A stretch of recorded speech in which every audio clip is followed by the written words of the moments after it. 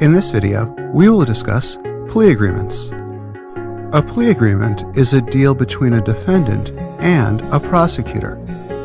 In a typical plea agreement, the defendant agrees to plead guilty to a lesser charge, a less severe crime, and he hopes to receive a lighter punishment.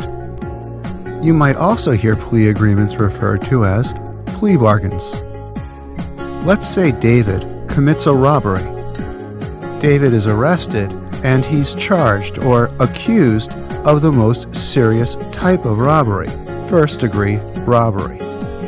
And we'll say first-degree robbery has a maximum sentence of 25 years in prison. There are lesser degrees of robbery, but first degree is the most serious.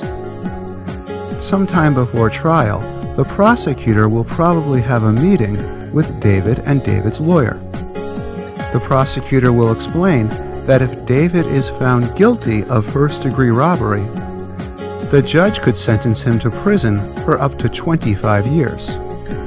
But the prosecutor will say she's willing to offer David a deal.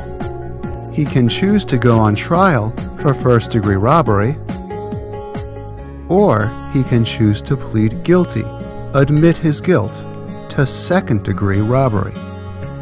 The punishment for second-degree robbery should be less severe than the punishment for first-degree robbery. If David takes the deal, he will go to the judge and plead guilty to second-degree robbery. Judges almost always accept the guilty plea. Because there was no trial, the government saves time and money. The defendant avoids stricter punishment. Although controversial, most defendants in the United States take plea agreements. If you'd like to discuss plea agreements or any other matter related to U.S. law, stop by my website and feel free to send me an email.